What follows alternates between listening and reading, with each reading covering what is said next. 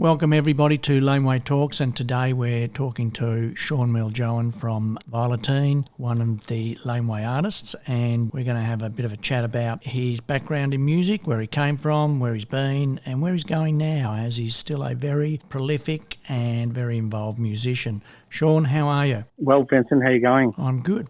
We start off our interviews, Sean, with just talking about where you grew up and was that in Melbourne or was it interstate or overseas? Yep, I grew up in Melbourne, in Brighton, and went to school around there. Did you get involved in music in an early age, or were you more a late bloomer? No, my family's quite musical. My grandfather was actually a professional guitar player. Oh wow! Yeah, my auntie was a guitar teacher. So she gave me my first guitar when I was about 5. Well, it doesn't get any better than that. No, which I automatically played left-handed, but everyone made me spin it round the other way. And so, mate, I might actually be a left-hander, I don't know. But everyone told me I had to do it the other way because I was given a right-handed guitar. So, well, if that was the case then, did you get lessons? Yeah. They had lessons at primary school, and then I had a lady that used to come to my house every week. Yeah, you've got that going from an early age. Yeah. What kind of flavour of music are you getting into, or is there no real flavour of music at this stage? No, it's just music. I was just obsessed at that stage with all the glam stuff, the Sweet, Gary Glitter, Alvin Stardust, all that sort of stuff. Oh, there's a name. I still love it. That's a great name, Alvin Stardust. Alvin. Cool couture. Well, I can say to everybody that I was putting together a Night Moves DVD, and we had some Alvin Stardust footage, and I approached Alvin Stardust to put some in the black leather. Yeah, to put. Well, I found we had these just terrific songs, and I approached him, overseas to. Could we put them on there? And, under no circumstances. Whereas Peter Frampton was a different guy. He wanted it on there. Yeah. Alvin Stardust, there was no discussion. But what an artist. Oh, really? Yeah. So, okay. And then along came Susie Quattro, and I was just one of the biggest crushes of my life. I used to have her posters around my wall. I slept with Can the Can under my pillow for ages. Yeah. Yeah. So, but interestingly, let's think about the music there too of Susie Quattro. So you are talking a 12-bar blue, essentially. And it's that, and she never really moved away from that. It resonates right through her music. But it was the edge she put to it. Yeah, because that's not you. Because there is no doubt about Sean Miljoen, and we'll get to it later, has a very unique sound. And I'll explore that a little bit later, as my opinion. So you've got that happening, but you haven't got a band yet then. So what are we talking, 10 to 15, that age bracket? Yeah, we had a band at primary school when I was about probably 10, and we were called the Steel Machine. Oh, yeah. And we played a couple of shows at primary school. Yeah. So where did you go to from there? I went to high school where we had a Sex Pistols cover band. Oh, okay. So we're talking like 77, 80? Yeah, that was like 79, 80. Yep. So it's all kind of happening, yep. And then once I saw the Sex Pistols, that's why the 12-bar went. So, even though they had those sort of rock and roll roots, but when I discovered the Sex Pistols, it was sort of that "where have you been all my life" moment. Well, that's right. I mean, if I see where you've come from and I go through the first artist you mentioned, then you get to Susie Quattro, then you get to the Sex Pistols, and essentially I found music. The first time I found music, probably 73. 74 was Kiss, the first album, and then it became... Yeah, I love Kiss. Then it became the second... 1980. Did you? Well, this... Oh, I know. I remember the tour. First ever gig. Yeah, I remember that tour. First show I ever went to. That was with the new drummer, correct? Yeah. Yeah, and then it was Sad Wings of Destiny, Judas Priest, which was their second album. But and I kept in this flavour. That was my kind of flavour right through. But if I look... I never listened much to them. No, well, see, then I never did later on because they became that real metal, which I don't particularly like so much. But I have a look at where you're going. You're actually experiencing and liking quite a diverse range of music there, and then moving to the Sex Pistols, which always has an effect on your playing, I think. It's the creative juices that get educated through what you're listening to, and yours is actually quite diverse. So you're going to the Sex Pistols, so you're at high school and you're discovering, all that kind of stuff, and you've got a band going, a covers band. Yeah, we had a bit of it. Yeah, because we just used to play Sex Pistols covers all the time. So what happens after that? Do you say, oh, I want to become a professional musician, or? No, I had a father that wouldn't ever allow that. To become a professional musician, that was, it was just to be a hobby. Yeah. Until the day, years and years later, when he saw us playing in Sydney at the I can't remember what massive venue up there, and then after that, it was all, what are you doing with your music? It took that long for him to come around. Well, okay. So what did you do from high school? What did you? From high school, my sister played keyboards, so I had a band with her and a guy called Nick Green, who ended up playing for a Melbourne band, Helvellyn. I don't know if you remember them. No, I remember them. Yeah, I remember them. Yeah. But what are you doing for work, though? Are you going to uni? Are you going to school? Or no, I got politely asked to leave school, and I would never have thought from you, sure. Being one of the nicest guys I know. That was my misguided youth. Yeah. So what happens? What are you doing? I start just doing odd jobs as carpentry, which led to a carpentry apprenticeship. Oh, okay, builder, right? Yeah. So did that all the way along. So during that, what are we talking now? 15 to 20, that age bracket. Yeah. Yeah. And so you're becoming a builder, but you're still playing music in a band with your sister. Yeah, playing music, and I'm playing, and then my Nick, who played with Helvellyn, he had a cover band on the side called Lord Jesus and the Swiss Cheeses. Right, that's a beauty. Yeah, go on. And we played Creedence, Rolling Stones, all the 60s revival sort of stuff. And oddly enough, our singer bass player, his name was actually John Fogarty. Oh, yeah, very funny.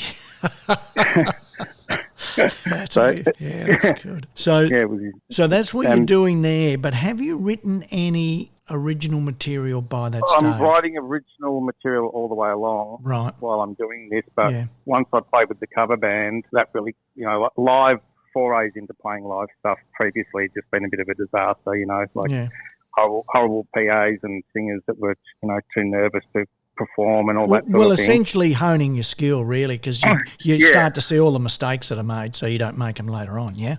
That's right. So the cover band, which we'd have massive crowds and, have some really good, we used to play Sunday afternoons down at Chapel Street and had a few different clubs we played at. Yeah, so that got the live thing, got me really confident and wanting to do the live thing. Well, before I'd just been... Well, what I asked there, the more technical question, is because I know what kind of guitars you use now, because I find them a little bit out there.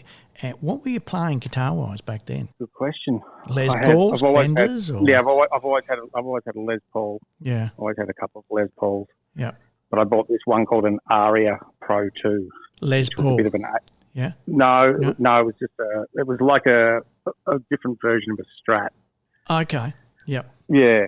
So that's what you're leaning towards at that stage, yeah? Well, that's what it had humbuckers on it, and that's why I bought it. But yeah, gotcha. It was a bit of a daggy guitar, looking back on it. Yeah. But I like the Fender shape better. Yeah. So okay, and which led me to the Jaguars, which is all I play now. Don't you find that interesting? How individual musicians, and I ask the question all the time.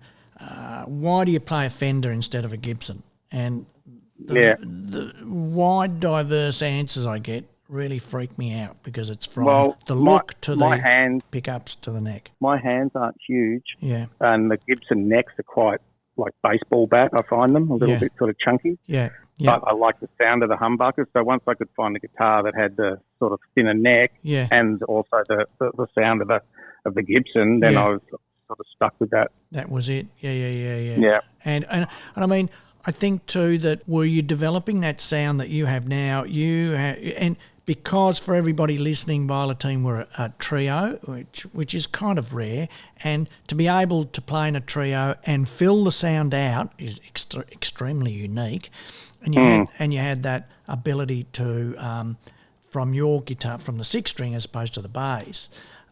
To fill that sound right out, I mean, you're doing your lead breaks and all that, but outside of that, you always delivered a big sound, but that had to be honed, and it's a skill set. So you're obviously honing that kind of sound, but not with covers, because then covers are covers, correct? No, that's correct. Yeah. My first paycheck when I was finished my apprenticeship, first week, I bought a Marshall amp, and that's something I'd always wanted, and then that started the sort of sound that I've just continued on to now, I guess. Yeah. Okay, so we're at the. Do I say we're at the end of the? At the end. Yeah, the cover band. At the end of the cover band, because in the last few weeks the cover band played, some guys that lived in Punt Road who were looking for a guitar player came down that a friend had mentioned. Yeah. Then that's when I started with them. Yeah. We had so many names, it's ridiculous, but that's what started us playing at the Punters Club and round Fitzroy, and it was all original. Yeah. So was it? Yeah, go on. Well, the thing for that was actually, I don't know if you know of Rob James. There was actually, after Countdown, there was a show called Countdown Revolution. Yeah, I remember Countdown Revolution. And it was hosted by James Young and Rob James. Yeah, okay. And Rob was our singer. Yep, gotcha. Guy with the belt buckle as big as a dinner plate. All right. So you were the guitarist, not the singer. I was the guitarist, that's right. And he had the look and the connections and everything, but there was we played a few gigs with him singing, and then he didn't like what we were doing. We didn't like what he was doing. So did you know that you could sing, Sean, at that stage? I couldn't sing. You couldn't sing. So you weren't singing in the cover band. So it wasn't something that you go, no. Right. So what's going on then? So what happens when he goes? I'd always written my own songs, but I hadn't really put them to anyone and then tried to sing them. So with that band was the first time that I sort of said, "Well, try some of my songs, and then I'll try singing them." Who's in the band? A guy called Benny Roney, who actually owns a nightclub on the Gold Coast now. He used to own 161 in Chapel Street. Well, he sounds like a DJ, Benny, doesn't he? Drummer DJ Benny, and there was Cal Orr, who sadly passed away, and he was pretty well known in music. He used to manage the Foves, Snout. He'd done a lot in music. Interestingly, I would plug you guys into that flavour of those bands too. Yeah. Yeah. So obviously there was a bit of a... Yeah, and who else? Anybody else? No, just a very drunken bass player who we had to sack. Oh, really? Yeah. So that's come to an end. You know, the singer's gone. You're not quite happy. What are we doing? Are you know? I sang my first gig ever.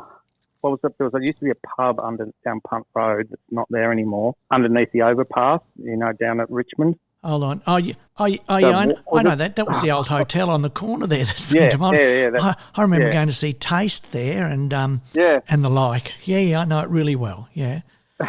So that was your first gig. I was going to say the water. It wasn't the water. No, it wasn't. No. But I do. That I was my first. Clearly. Yeah, first singing gig, and that was supporting Phil Parra. Remember Phil Parra? Yeah. But hold on, why did you sing, though? What did you do? Did you just go to rehearsal and go, look, give me a try? Yeah, I just said, give me a go. Yeah, and then you go, I actually don't sound too bad. I'm going... Well, I didn't sound that good, but I went and had lessons, and I really tried hard at it. Yeah, I didn't think I was all that natural at it. Right. So I just have my own sort of way. But so who's in that band where you start singing? That's the same guys. Yeah, gotcha. Okay. Yeah. And so how long does that go on for? It goes on for a few years, but we played one night. We got a residency at the Richmond Club Hotel in Swan Street. Yeah. Opposite the corner. Yeah. So we used to play there. And any time a band would drop out or whatever, they'd ring us and we'd just always go down and play because everyone lived nearby. How good's that? It was good and bad sometimes. Yeah.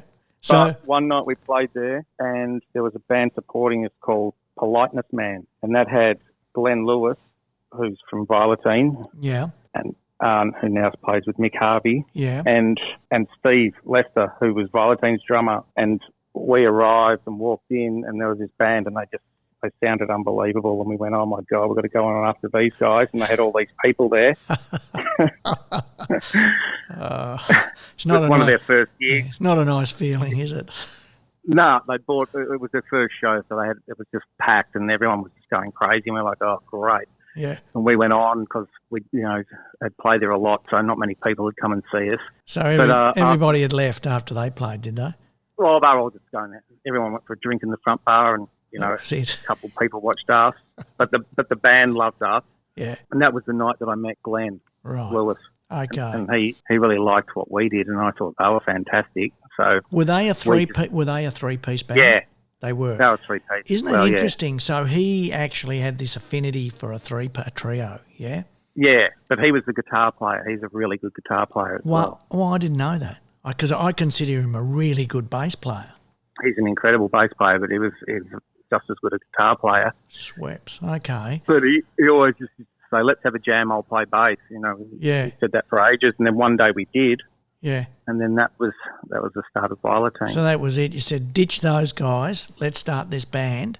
And you ditched your guys. What actually happened was we had a few Sunday sessions, and it sounded great. Glenn just borrowed a friend's bass. He didn't even have bass guitar. We borrowed an amp, and the jam sounded really good. So I paid for us to go to Hot House and just do some songs. Yeah, was that with Craig Harness? Craig was actually with Craig's assistant, and Craig was very nice and gave us the place for next to nothing. Yeah. And Craig's assistant recorded us, and I paid for it. Yeah. So we still had the other bands going, but then I started shopping it around. Yeah. And we decided to play a few gigs, and really quickly we got picked up by Mushroom. Yeah, gotcha. I mean, when you're hot, and that's that.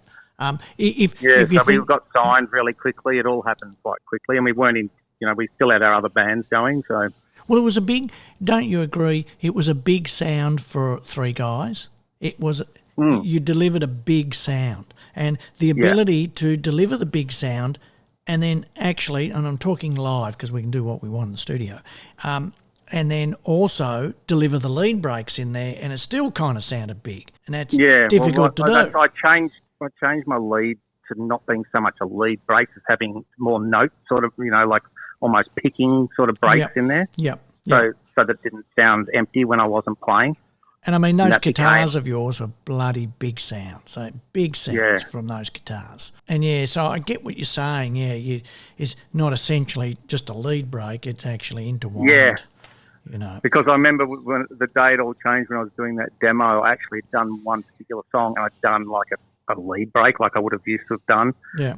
And I went, that sounds a little bit not only dated, it's not suiting the music. I'll try this sort of note picking sort of break, and I went, wow, that worked really well, and then that became my thing. Yeah, and I think I know exactly what you're saying because I can listen to it in my head going, yeah.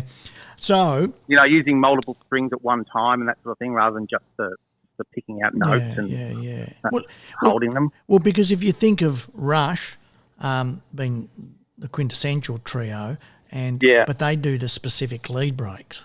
That's right. It's a different sound altogether. Therefore, you're picked up by Mushroom. So things are going pretty good. I mean, you must be going, oh, we're on our way. I think I don't think I've ever been as excited as when that happened. Yeah. And I remember supporting you once at the first, was at the Prince of Wales. Yeah. And I thought, wow, these guys sound absolutely fantastic. And we always used to request the Fly Charmers. Yeah, well, and someone said, they're signed to Mushroom, and I go, well, I can hear why. And so tell me, how long did it take you to start building an audience?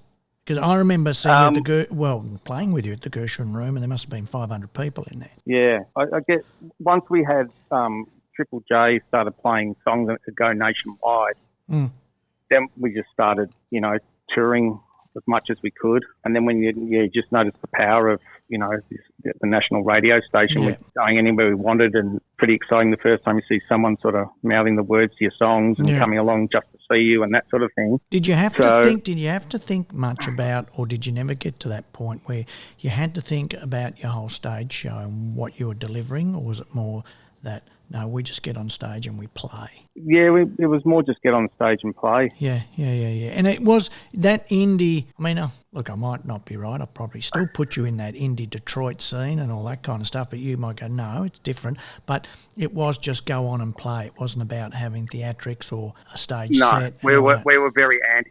We were very anti that. Yeah. and I don't know if it's to your own detriment. I've done a lot of things that are probably to my own detriment, but people would always tell me that I didn't speak enough on stage and that, we could do this and we could do that. And it's like, well, just listen to our music. That's all we wanted. Yeah, absolutely. So tell us a bit about the trials and tribulations of Violetine, because it is trials and tribulations. You could write a book on it. It's a 101 in the music business.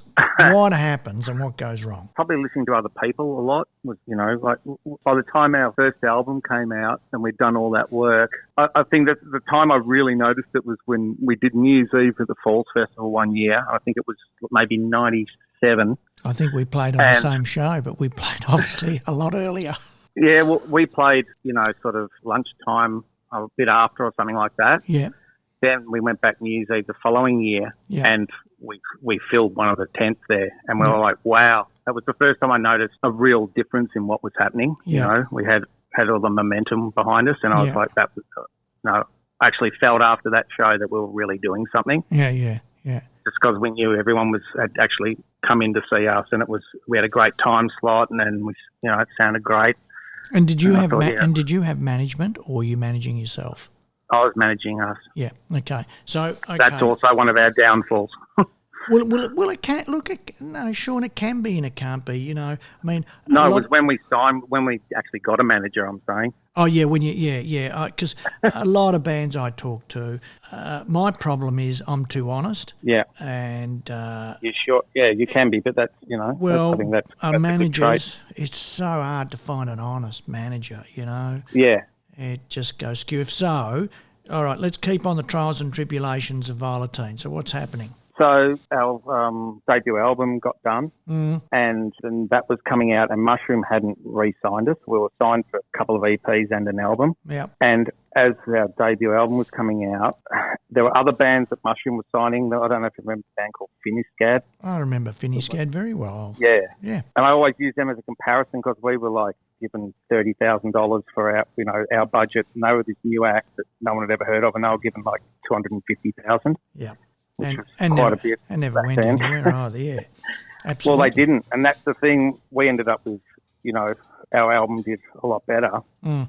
And we were like, well, we feel like we're being sort of ripped off a little bit here with this sort of attention, but we've done all this work. We're unsigned, and Sony heard about that. So then they came along and offered us a contract, and then a sort of bidding war started between them and Mushroom. Isn't that incredible that you have to get to that stage and it's your career and all of that's going on, and it, time's just ticking every day that goes on, right? So who wins the bidding war? Sony, because Michael Kaczynski actually flew to Sydney and surprised us we didn't know that he was arriving. We got asked to go out to dinner because we were saying goodbye to the Mushroom people. Yeah. And Michael actually arrived, and we're like, oh God, and he'd actually come and to try and talk us out of going with Sony. Yeah. And I'd met him before, but just briefly, and he sat down, he just, sort of, told us his case, why we thought we should stay. And I said, well, look, to be honest, this is the first time that you've actually paid attention to us, is when we're going. And he said, you got to understand, Sean, this is big business, and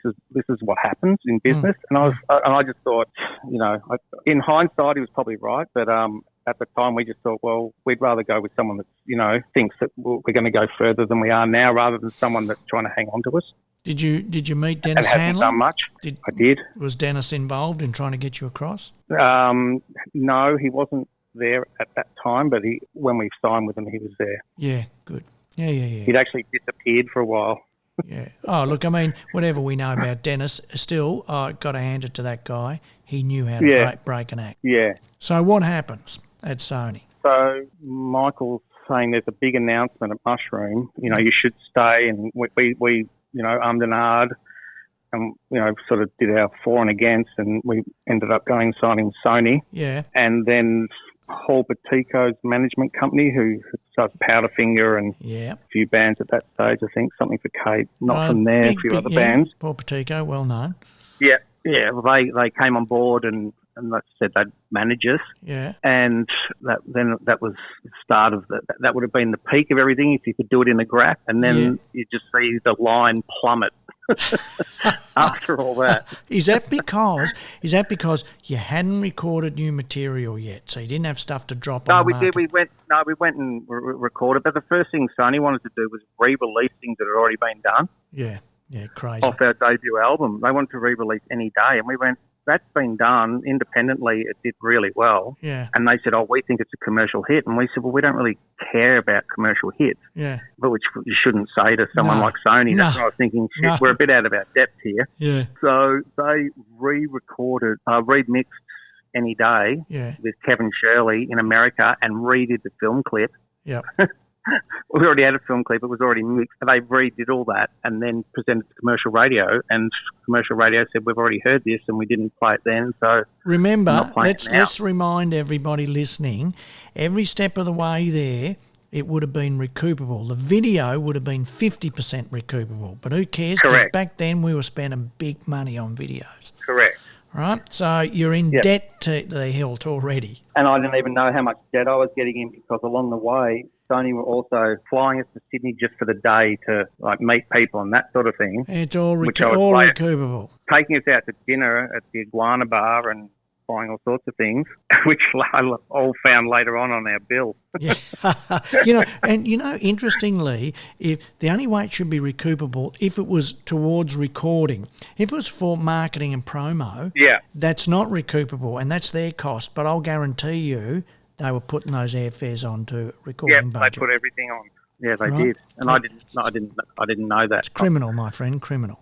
And that is the big corporate world of the in the music business of the majors. They live to support the upper echelons of the executive level in those companies. Yeah, you're just dirt, and the musicians that are making the dollars for them to sustain their living and lifestyle, just get thrown, to the wolves when they're finished with you. Yeah. So you're at Sony and things aren't going too good, are they?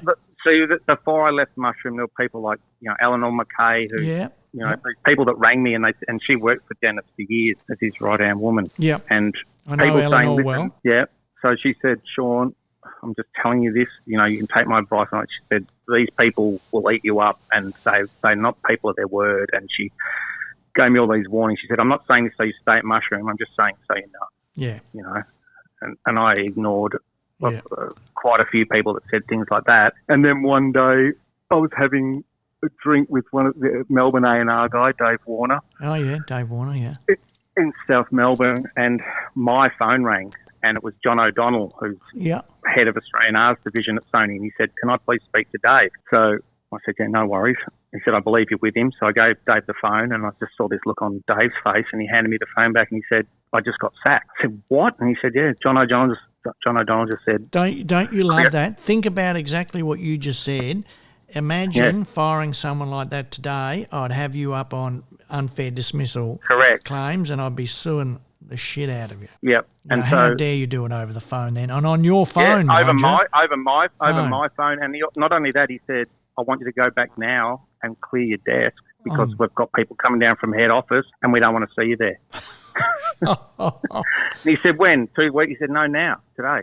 Yeah, fantastic. And when that happened, I just felt like there was an axe swinging over everyone's head the whole time, and I realised that that's how everyone in that office sort of feels. Yeah. And that's what they do to try and, they think that they're getting productivity out of people.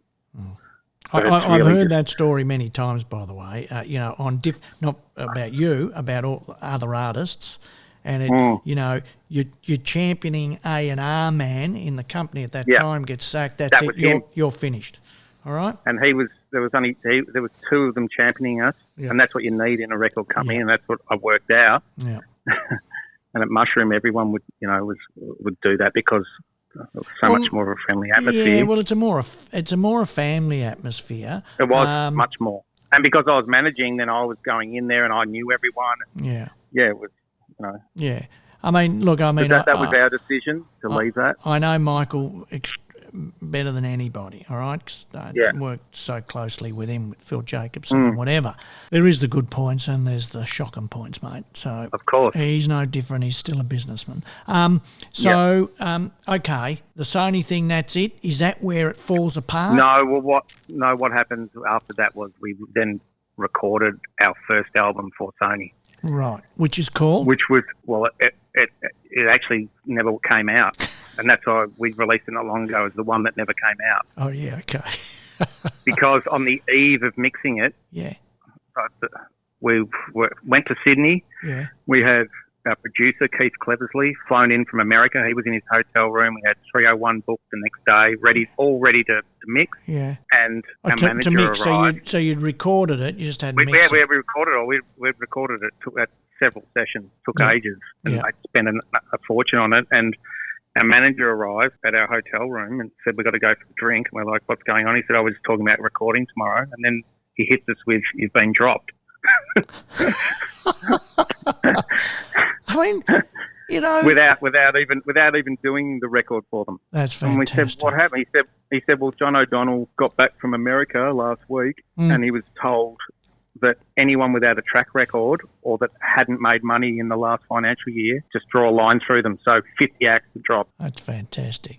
So you've got this recording. So does it get mixed? Does it get mixed? No, it never gets mixed. Right. Okay. So that's so with Laneway, we released. There's desk mixers. They're just Wayne Connolly just mixes off the desk. Yeah, gotcha. So never gets mixed. You've been dropped, and you think I've been dropped. I get in my car at 4 a.m. because I just can't. My head's just like spinning, and I drive back to Melbourne, just going, "What the hell's going on?" Yeah. So what happens? Well, they basically own us and all of our material, and then we get a bill for $430,000. Yeah. And I go to our Paul O'Gorman, our lawyer, and he said, "Yep, they're in breach of contract, but what are you going to do? Take one of the biggest multinationals in the world to court?" Yeah. And I was absolutely furious. I was like, "Yes, let's fight them." And well, funny you would say that, because yes, obviously they were in breach, and I had a similar situation. If you ever remember the band The Slow Club, and The Slow Club. I remember that. Yeah, I do. They had like one top 20 hit, and we had the guitarist from the band Japan in there, right? Yeah. Anyway, they got dropped by Virgin because Virgin got bought by EMI. I think it was EMI. Then they signed Andrew, the singer, and we're off recording and doing everything. That's right. No, it was still Virgin.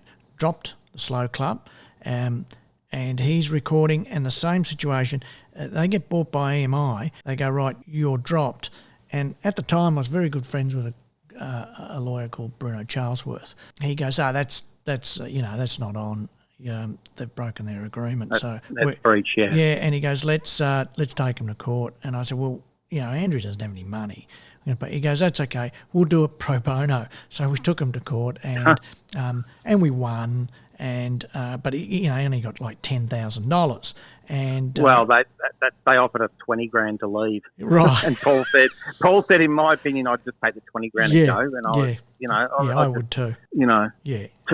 If they'd released that, if they'd mixed, I don't know why they spent so much tracking it. Why not mix it, see how it goes? But they're so ruthless, as I'd seen with what happened to Dave over the phone. It's like when they say, no, put a line through it, then everyone goes. So you just took the 20. I know I would have taken the $20,000 too. Did you take the $20,000? We took the $20,000. Yeah, good. Yep. And off you go. So now you're on your own again. You're pretty well a seasoned musician when you think about all of that. You're a really seasoned musician who knows what the business is like. Well, what are you going to do, Sean? Well, with that contract as well, I should add, which is pretty funny, that I got the bill, like I said, then all the flights, the lunches, everything was on there. Yeah. I'm like, what the hell? What? $430,000, and then it said that they agreed to the contract that I have to pay it back 5 cents in the dollar for the rest of my life. Yeah, fantastic. And then it was like 2 cents in the dollar after I'm dead or something. Yeah, it was just some ridiculous no one polices it or anything, but then I just started writing things for myself. But was Violetine? Yeah, but hold on. Was Violetine still going, or No, did you just that was it? That was yeah. So Well, you we and Glenn tried, got but together and you go, that's it. we argued. It tore us apart. Yeah, gotcha. We'd been through lots of things, different lineup changes and companies and self-management and all that, and that was just, it got a bit much. Okay, so it stops there. Do you take a break for a year or two? Well, no, I just kept writing, which probably, but did you play live though? Did you take a break from playing live? No. I actually went up to Byron and by myself and just took my 4-track and just started writing songs. Did you play live though anywhere? Yeah, a little bit afterwards. Yep. Okay. With Andy Strachan, who's the Living End drummer now. We started a bit of a band for a little while. Yeah. Okay, so I know the band, so She's the Driver eventuates. Whether that's just you, but you've put an alter ego together, She's the Driver, yeah? Yeah, it was me playing just a guitar that went through 2 amps, a bass amp and a guitar amp originally. Yeah, but then you put a trio together. We're back to the trio because obviously, we did it as 2 of us for 2 or 3 albums. Yeah, you and the bass player, or you and the drummer? No, just me and the drummer. Yeah, and then when I met you, then that's when the bass player started playing with us. And then, look, for everybody listening, it was I found it a weird time because I couldn't connect with She's the Driver. It's not... Yeah, you should revisit our first record. Yeah, that was my very first thing after we did, and it was mixed by Greg Wales. And then everything after that was actually me learning to record. I did it all out. I was just over everyone and everything. So because, that's when because I know the Violetine stuff so well because we played with it so many times. But but then I went, no, I can't. You know what I found, Sean, is She's the Driver didn't have its own identity. I was just anti everything. So. Yeah, and it pretty well comes out. And I didn't care about I put so much into what I'd done previously. Yeah. It's almost like I didn't want anyone to like us. Yeah. Probably might not make sense to people, but I just wanted to just do what I wanted to do. But you were pretty prolific, though. I mean, there's a lot of quite a few She the Driver records. So yeah, you're pretty prolific. Stopped writing. Yeah, so and there's some good songs amongst them.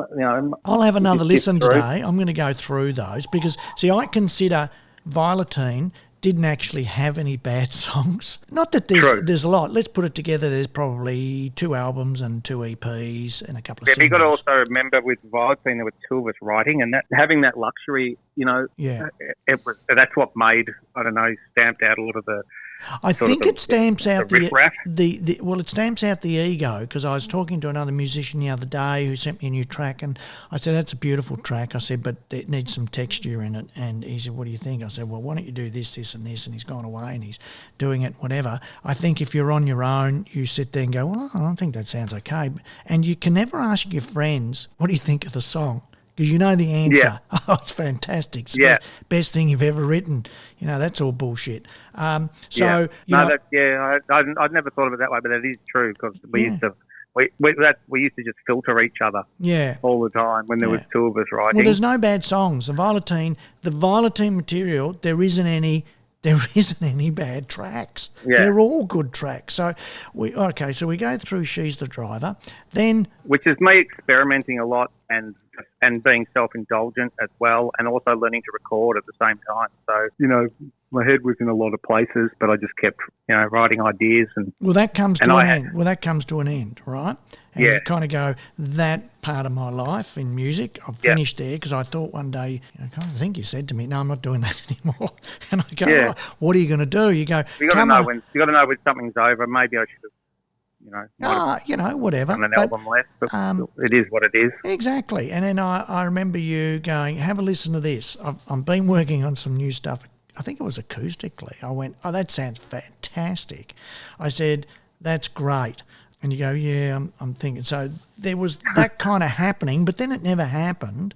Then the next thing I knew, you go, I'm recording something completely new. I'm using Andy too. Yeah. I got my partner, the Real White Stripes thing, Alicia, involved. Yeah. I thought, well, that's good because there's this, you could already see that there was this, is a kind of little family kind of forming. And then when I heard the material, I think it's the best material you've written in it'd be 15 years since Violetine, that's for sure, longer, 20 years. Yeah, probably longer. 20 years. And I don't like thinking about it. And this is the best material you've written since then, Thank you. I personally think. And each track is a really good track. Of course, we're in a new... Well, we didn't sit down and do the band thing, and it was just I was actually recording other bands, the bands I have on the label, Fuzz Rays and Buzz and the Pickups, and these young bands, and then they would leave after a day, and Alicia and I would sit there and I just put ideas down. So it wasn't like this forced effort to try and do a record or anything. It was just when we had time, and it was just enjoyable. And I think you're in control, because even from the videos, you can bring Andy in, or it's just you two, you're in control, and I think I can see you're a lot more relaxed in what you're doing. I can actually feel it when I talk to you. You're a lot more relaxed. And I'm not trying to do anything, so... and I think if we talk a little bit about what you think about the industry now, because I get the usual. Oh, it was so good then, physical product and digital's shit, and you get ripped off. Well, mate, I'll rip you off with physical. I was explaining this the other day to someone to say, well, if you were on 18%, some of them were on 13% of wholesale. Then I go, what's the wholesale price? Now, remember, I had to do all this. What's the wholesale price? Well, the full wholesale price used to be like $12.96, and that's when it just came out. And if it wasn't successful, within 6 months, I'd be selling that off for $4.95 wholesale or $4.96, and then I'll take 18% of that, and you're getting about 69 cents. 10 cents. Yeah, exactly. And then you put your costs on top of that. Now, that's why what you've done, I think what you've done has come along at a really great time for a lot of, sort of older Australian artists, because there's just this big... I remember with even things like Airplay, like Triple Dre, and we did one single with Sony, and it was a little bit of a lot of people understood it because it sped up and slowed down. That song Crush. Oh, yeah, Crush. And it wasn't taking off like Sony wanted and that sort of thing. That was the one single we did with them. That was our, like a new song. Yeah. And when people like that have supported you for a long time all of a sudden don't, you're left in a bit of this wasteland. If that was your crowd and your audience, then it's almost like no one knows what you're doing. No, that's right. So I think for a few, a lot of Australian artists that sort of was for a while, but now it's sort of changing around with things like you're doing. Yeah. And making people feel relevant again. Well, if you it's trying to educate a lot of musicians too, and I've had to educate myself because I'm no young guy. I'm 62, so there's no, very difficult even to talk to bands in their 40s who go, well, what can you bring? And I go, well, hold on, what are your expectations? And because I'm waiting for them to hear, well, we want to break as an act, and I don't want to have to laugh, because that's not going to we have to realise that unless we're an established act and had commercial success, there is no way you are going to break an act in their 40s. It's not going to happen. Correct. The system, it's not me, the system doesn't allow it. And because we're in a new digital world, those young people, let's think Buzz and the Pickups and the Fuzz Rays, and anybody in their early 20s, they know how to viral their own music. Their fans do it instinctively, and so it's so true. Yeah, and we don't have that. So you have to modify your expectations too, which I've done, and you got to be happy. And at the end of the day, Well, I think you look at your video. You want out of it. If you look at your video at the moment, Sean, which is Glam Fan, and you have a look at what it's doing, it's starting to get around 1,000 streams a day on the video. Yeah. The audio. I'm not quite sure where that's at, and that's a lot more difficult because we've got to try and get it on playlists. Radio doesn't exist in any form, community or anything. It doesn't exist to give you any stream, so we've got to try and get it on playlists. But the video is doing quite well, and on those kind of figures, I would suspect the video will do 20 or 30,000 streams. And there's an impetus there. It starts off, but what I do have to say to artists all the time is, can't be laneway doing everything. We just can't, because it's too, you got to do your part. It's too bland. They know that, well, you're not the actual artist, and you, the artist, have to be involved. Now, if you don't do social media, which a lot of artists don't, That's where it Yeah, sits. I don't. Right? I know you don't. And that's where it sits. And you go with that. And, trying to do live shows is near impossible, for the older artists.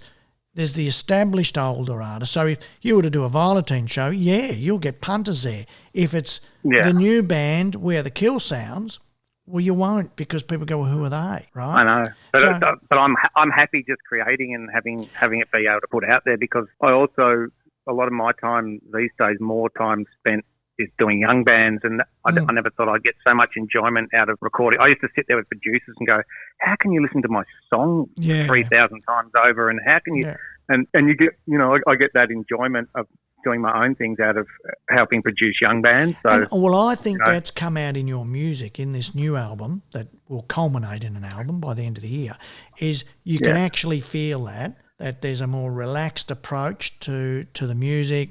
It's more organic. There's a lot of texture and colour in the music.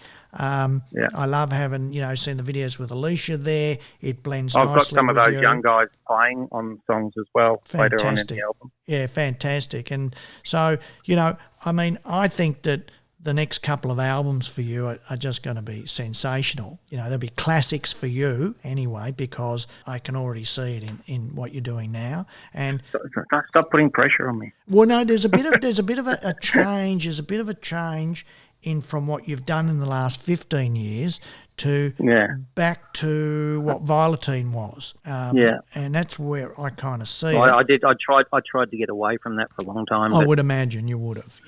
Yeah. But you can't get away from good music, and Violetine sounds as good today as it did back then, and that's a real test, isn't it? Yeah. To try and do that. It's funny because everyone talks about the late 90s sound and stuff, and at the time it wasn't like there was a conscious thought that anyone thought we were sounding like that. But then when you listen back, a lot of the acts we were playing with, there's just is a real particular sound. It's a quintessential Australian indie sound of the late 90s. There's no doubt about it. It's very unique to Australia. Yeah. I think you're American, and so, if you had your time again and I was there, I'd go, right, pack your bags. You got to go and live in America for 12 months, and it's going to be really tough. We got offered, by bands to go. You get yourselves over here, and Buffalo Tom to get yourself over here. We'll take you on tour. There's a few bands that offered that sort of thing. And look, at the time, I know they're hard. I get it. They're hard decisions at the time, really difficult, because you got to pack up and just go. But come up with the money. Yeah, in this business, that's what you have to do. And you can't, I say this in the nicest possible way to artists, you can't have girlfriends or a wife or kids. You cannot, not at that stage, because it is all the music. That comes later. And I think you guys would have really broken in the States, and it would have, just taken tour after tour. But remember, you go to the States, you can do 52 dates continuously. Look, I've so many friends that have been over and lived there and tried that, and some have done well. Living End did pretty well. Yeah, absolutely, they did. Super Jesus did not so well. No. Well, we spent a lot of money. Powderfinger, they didn't. No one. No. We were with Powderfinger's management. Paul Patico rented an office there, slept on the couch for like years trying to break Powderfinger. No one ever understood them over there. No, that's right. We sent Jimmy Barnes over, back in the day. We spent a fortune, and we couldn't get a crack. I remember, they didn't get it. Yeah, couldn't get a crack again. And, everybody say Michael was always after the big number one in America. Well, he was, but I'm telling you, I sat in the room with him and we chuckled about it many times, where it wasn't going to happen, right? And we knew it wasn't going to happen because they were against you over there. They weren't going to let a label from down under come in and have a number one hit in America. That wasn't going to be allowed, I can tell you. No, but even if you can find a niche there, there's so much scope for touring for a long time over there. Yeah, huge when you can do that. So But I think we're sorry. On. Yeah, well, I was going to say go on, continue. While you were talking before, like even in Australia, I think because we had one album that did well, we needed, if we had two or three, then we'd be able to still do like, Spiderbait and Magic Dirt, all those bands do go out now and still have that that sort of fan base. But one record wasn't enough for people in Australia. No, look, I doing an interview with Ken from the Rifles, and he said that they should have just moved to America and stayed there. They did quite a few shows in America and quite a lot of shows in Europe, but there wasn't a consistency, and they made every mistake in the book, and management was a problem. Everything, it would always culminate in a disaster in the end. Yeah. You know, whereas again, you would have thought that they would have been the real college circuit kind of band, but as he said, well, no, that was the Hoodoo Gurus, because college circuit. The Hoodoo Gurus took that over, you know, and did so well over there with it. But and the Hunters actually did really well also. But you know, it's luck of the draw, and you know, and it's the decisions you make at the time. But But you know, I think with everything you're doing now at the moment, Sean, it's fantastic. We're really excited about the new music, and I think even the quality of the videos that you're making, this ability to make your own videos, is just fantastic. Thanks. Adds a whole new dimension. Well, that's right. Yeah, I'm really enjoying that. Isn't that interesting that, you know, it was something that was 20 years ago unheard of. Yeah. There's not a hope of putting your own video together. If it was, it'd be so amateurish, you know, you'd be a bit, you know, kind of go, no, I don't really want that to come out. Well, even recording, because like the last Violetine recording was on 2-inch tape. Yeah. And we were in that whole transition period, you know. Yeah. I remember sitting even, you know, with Paul McKercher, who's producer, and he doesn't know how to use Pro Tools at that stage, and now everyone, you know, is all over it and has to do that. But we were just in that stage where you had to spend money. Well, think about it. Couldn't be as self-sufficient as you can now. Well, Sing Sing got sold to Box Hill TAFE. Now Sing Sing, the old Platinum, which was Sing Sing South, is finishing up because the lease is all over. So Kai is selling off everything there. And so, you know, there isn't any really big studios like that left here. It's individual, single operators. And in Sydney, you got 301s, but that's owned by whoever that school is, the guy that owns the school.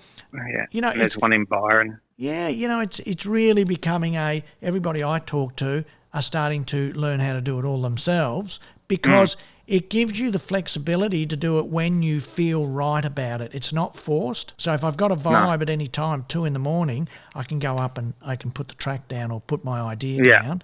And then... Yeah, we used to have to go in with everything finished. If you didn't like your vocal take, you'd have to book again. You know, if you didn't have enough time. It was, there was a lot of What about, you know, what about pre-production?